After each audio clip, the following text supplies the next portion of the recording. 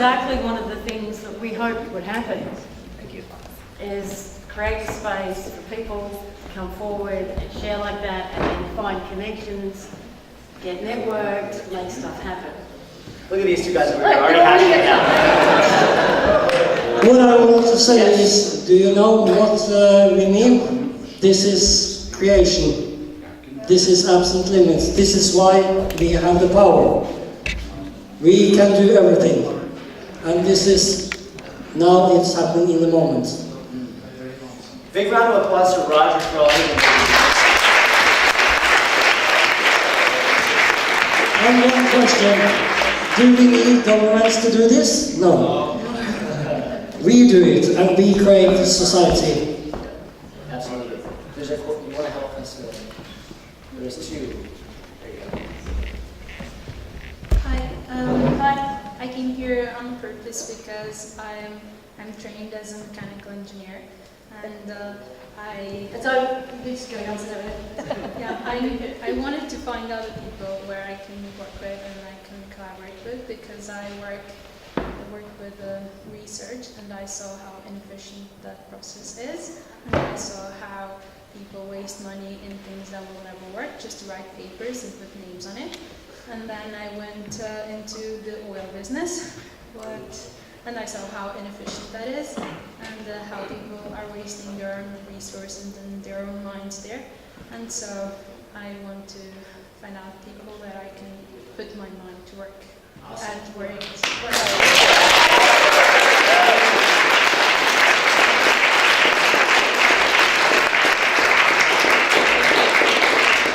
And this could never happen if we hadn't had any intention. Intention has to be on the place. So you are powerful. Hey Roger, you want to be my mic guy? Back over there somewhere? Yeah. Thanks, buddy. Perfect mic guy. Okay. Hello, I'm Olo. It's a very huge honor. Please. Wow. In 2007 I did a master study. I interviewed old people in Telemark, and because they lived in the air cycle in the nature, and I came up with a sort of it's a method how to create a community. I thought that I looked at the Maya calendar. It's changing. We need to rest. We need to heal. So it's sort of, it doesn't have to be difficult. It can be 2 people, 3 people coming together. In the O.P.A.L, we want to learn about the universal, connected with the nature. So if we get together and we try to be self-sufficient with food and do something, and then we can get out of the matrix, and we can maybe do some job, and so it's we need a method also for other people to come in, and we need a ceremony. So I thought actually a embodiment. We talk about embodiment because we talk a lot, but actually our body is speaking more than the words. So if we work like 2-3 hours a day, for example, that's all we need to create a food. Then we really get to know each other through the body language. And then after there we have free, we can, and all kinds of expressions can come into this idea. And the O.P.A.L is the perfect idea for the spiritual human side of this. And I looked, because in communities you're always stuck in the old paradigm, and so we have to really have this value, human value, and create a new. So yeah. Anybody in the room interested in becoming self-sufficient? Well, look at all those conversations. It's all about intention. We could set an intention after this conference to create the groups where people live. So We're very organic. It can everywhere. It's about the people. We don't want to put in more things. And I think the organic process I told about is to have a morning meeting, and then in the organic process you don't know where you're going, so you look back on the day and then you form as you go.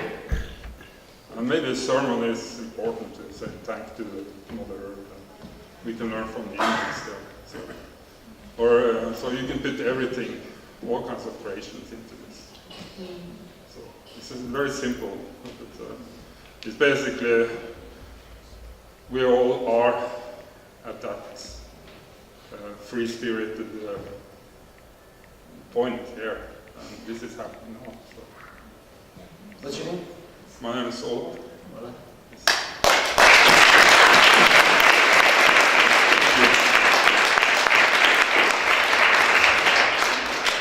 Anybody else? Amazing ideas. Keep it coming. Who else has one? Or a question? Or a question, comment, and story like that. Good. Yes, sir. Come on up.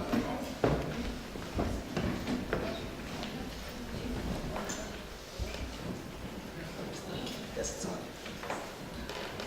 This is a little bit more about the free energy, searching for solutions. I've been working with this on and off actively since 1990, I think, 1989. And done about 2.5 years of work with Stanley Meyer stuff. So the water processes are very well known. They're very difficult as well. But there's something you really need to know about. The gas that comes out of water, HHO. It's also called Brown's gas. There are two kinds of energies on this planet. One is called exothermic, and the other is called endothermic.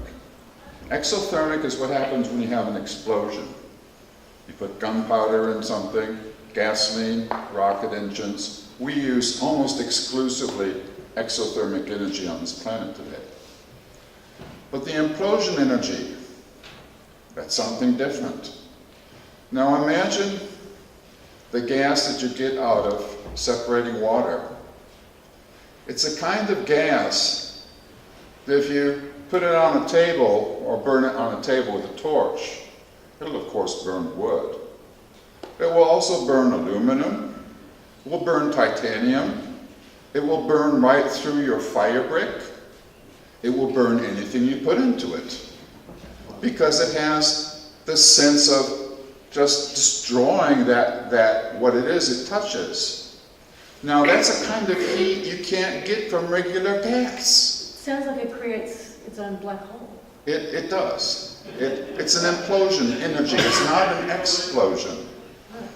If you weld with XXO gas, you can do it at least 50% more efficiently because you can cut through anything. And the welding flame is so much higher. Now you can buy one of these welders from China, from Australia. I don't think they're made in Norway. They cost about 14,000 kroner, 20,000 kroner. And the jewelers use them. It's not a secret. You can separate the water through traditional electrolysis. You can also do it other ways. But the gas itself, now imagine separating water into the gas and heating up something that had a heat magazine that it could contain a lot of heat and running water through it again. There must be ways of using that energy, even almost in semi-conventional ways, that will give you more heat out than what you put into it. And Tesla and all of the other people that I've worked with free energy over time, they said there are certain numbers, 3, 6, and 9. If you know the secret of 3, 6, and 9, then you understand the secret of the universe. Now consider this. How many people in here know music? That when you have a guitar string or piano string, you can pluck it at the half, you get a harmonic. You can do a quarter, you can do an eighth, and so on and so forth. But what happens if you hit the third? If you hit it a third way through, it goes dunk. Don't sound anything. It goes dead. Now consider that a sound wave has notes, and the stillness in the sound is what makes sound valuable. It's the vacuum between the pressure notes. Now imagine if the 3, 6, and 9 is what the vacuum was. It's making the separation.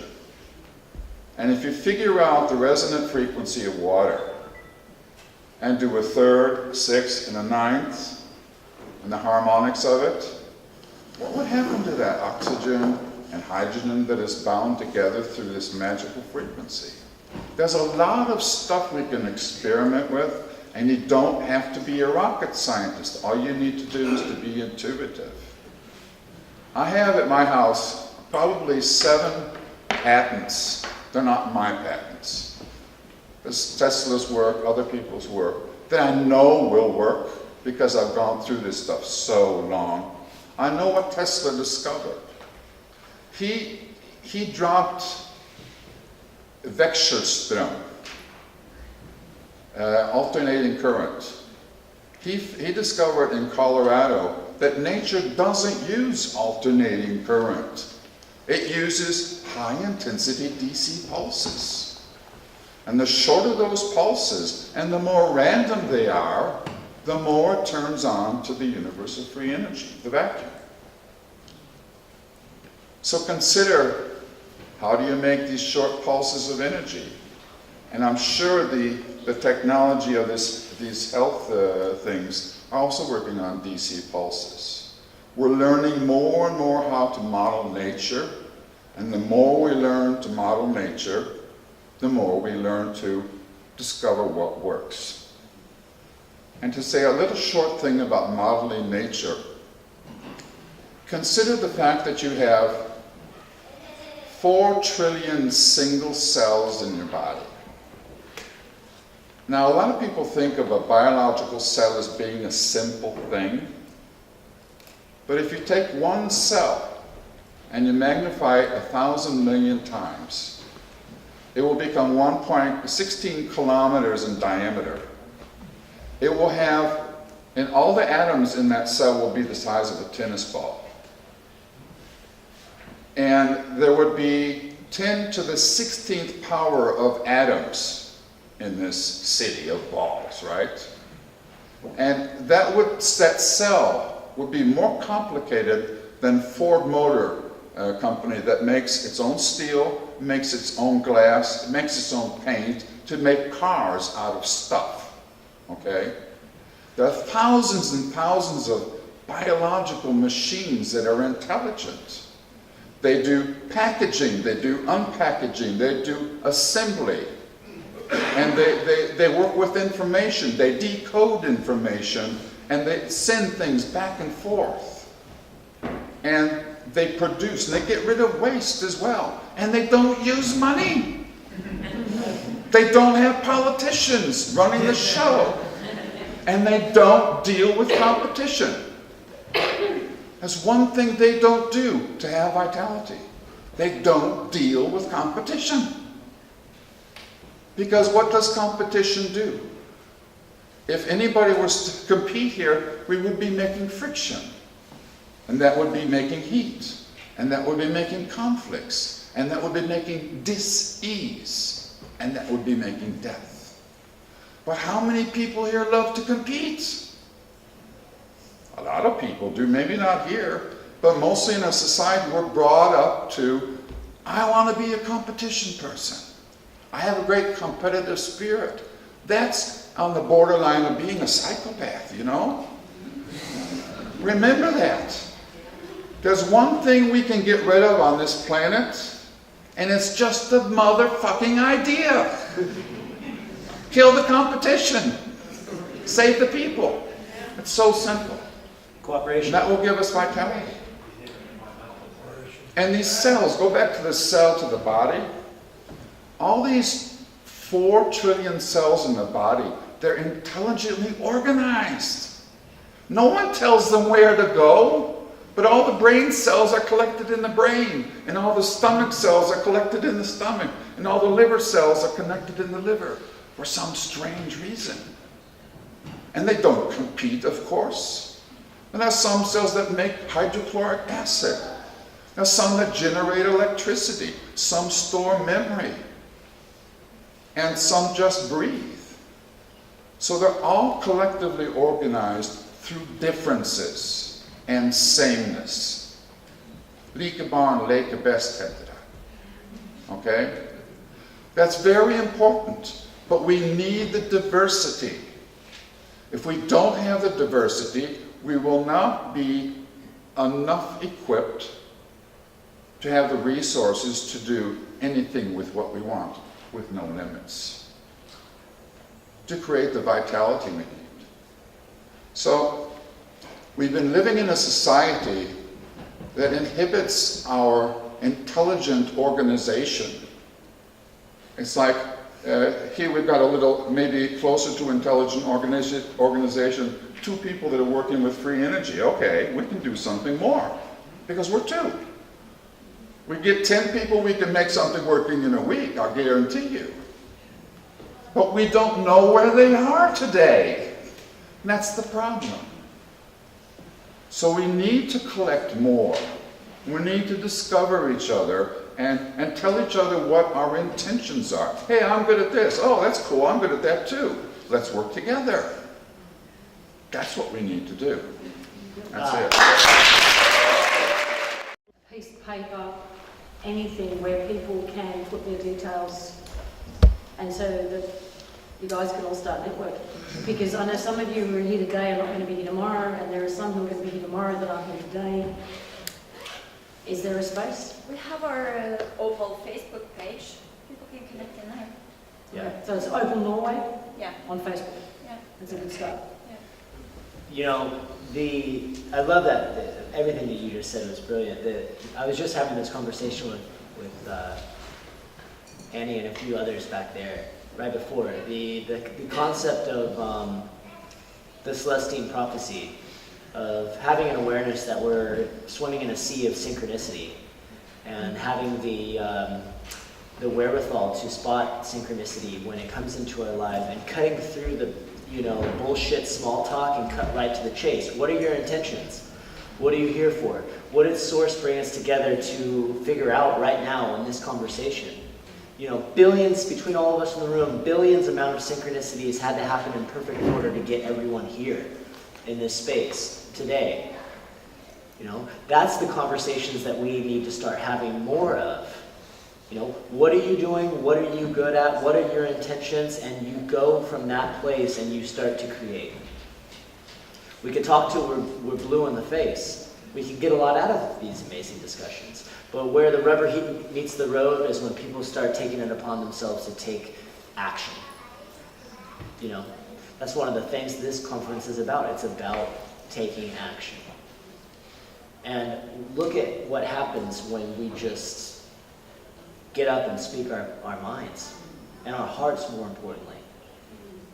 Because it's the symphonies that are singing through our hearts that have the energy, the frequency to create absolute beauty in this world. That beautiful movie, that I Am documentary that Tom Spasiak went out and filmed. He's the guy that made all the Jim Carrey movies in the United States. And he had a bicycle accident, and he had a really bad fall, and he had a serious concussion. And he had one of those very rare concussions where the symptoms continue after the original concussion. He lived in a hyperbolic chamber for a few months and wanted to kill himself. Suicidal thoughts are a symptom of this particular kind of concussion. And when he came out of it, he realized that he needed to make a change in his life. And he went out into the world with the intention, with the camera crew, to film a documentary to see what's wrong with the world and what he could do to fix it. And in that journey, what he discovered was all the things that are right in the world. He was looking for all the problems. What he found was the beauty. The beauty in the earth, Yeah, you can clap, that's cool. Yeah. If we look for beauty, we find beauty. If we look for conflict, we find conflict. You're always going to find what you're looking for. You're always going to find it. And so it is in the beauty of ourselves, each other, this beautiful planet, which creates more, and it's what makes this wonderful, magical world beautiful. So let's set the intention to find the beauty and create more of it, in the highest good of all that is, which includes ourselves and the planet. You know, Mother Earth has taken on a new meaning since that time in Texas that we spent with the indigenous. This is our, this planet has done so much for us. It's time for us to start doing more for the planet. Olaf, you have a comment? Yes, I have a suggestion with groups. But we can make a map of Norway, and then everybody can plot where they live. And then you can maybe make a list of what you're interested in, something. That's a great idea. We had a gathering in North Carolina, in the United States. This beautiful group came together. They spent a weekend together. They didn't want to go home. That's probably what's going to happen tomorrow. So they said, what can we do? Somebody had a property, somebody had an idea. They said, let's start a living without money community. Instant manifestation. And so they revolved their, everything that they did around resources. Bartering, going around town, letting people know what they're doing. You'd be surprised how much support a beautiful idea gets when it's shared. Just saying. Yep. There's another thing here. Please. We're talking about how to get people organized. I'd like to say something about one of the world's most famous family therapists, Virginia Satir. She created a format called Virginia Satir's Parts Party. I'd just like to share that because I've used this professionally as a consultant to get teams built, created and functioning in a weekend where it would normally take a year or two. And it goes like this. You take a group like this and everybody introduces themselves around the table. And in the introduction, you tell about who you are, your resources, your experiences, and it's all written down by some secretary that's good at writing. It's kept in an archive. And when everybody's done with this, they promise to surround themselves with a common agenda, whatever that might be, and they promise to support passively or actively whenever each one of those persons is on the stage doing a job.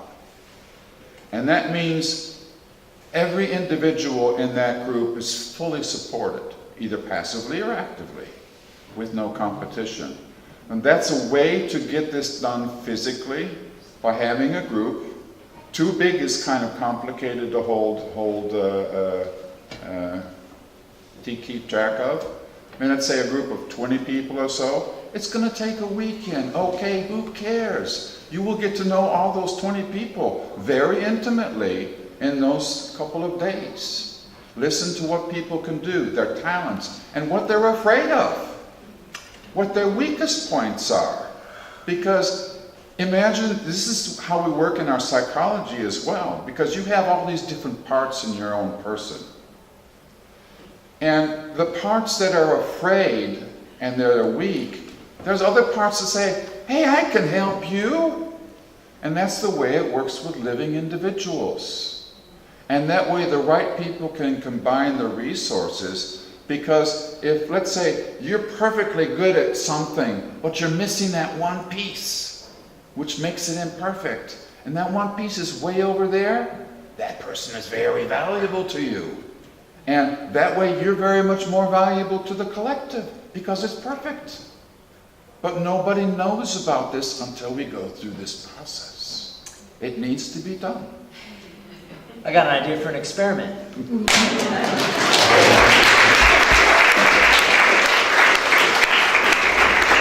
So, what say you tomorrow, we create the time and the space to not necessarily go through everybody, but to start this process.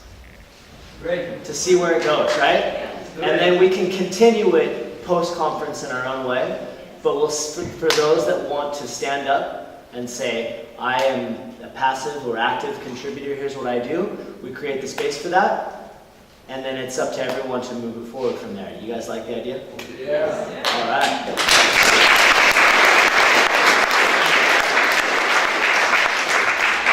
We make time for something like that. It's not in the schedule. Who's in charge of the schedule? Sorry, What Donko. We still, Someone have a schedule?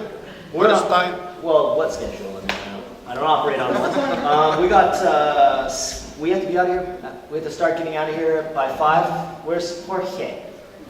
Jorge? We got to start getting out of here by 5 or 5:30? 5. By 5. How many? That was like 6 eyes. Okay. Jorge, ladies and gentlemen, that's such an amazing job with the logo.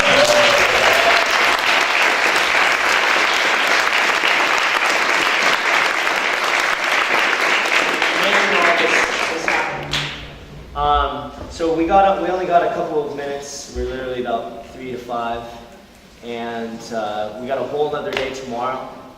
So What time are we scheduled to start?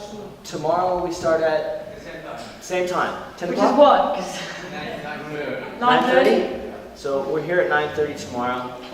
I just want to, on behalf of all of us and everybody that helped participate in making this happen, thank everybody again for being here and all the amazing sharings.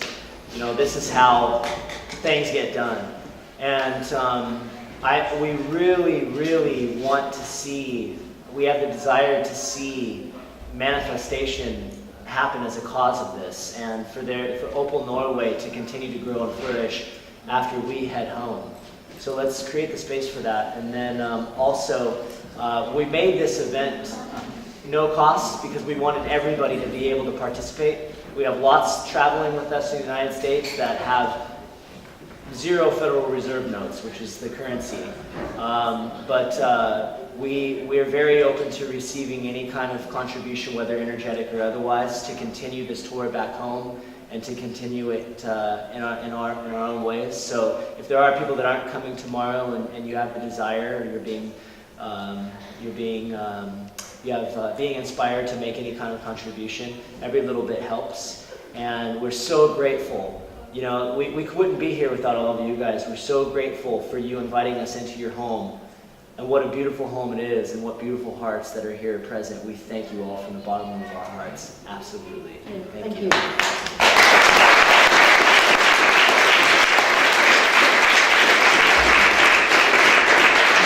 Tomorrow, Sasha Stone, Michael Tellinger will also be joining us. You don't want to miss that. Ubuntu and New Earth Project. It's going to be awesome. And they'll be on video conference, and they'll see all you guys, and everybody can ask questions, and we'll start to really witness some, we'll continue to witness some amazing collaboration. So let's get a good night's rest, get back here, let's get started on time, and let's create, ladies and gentlemen. It's awesome. Thank you.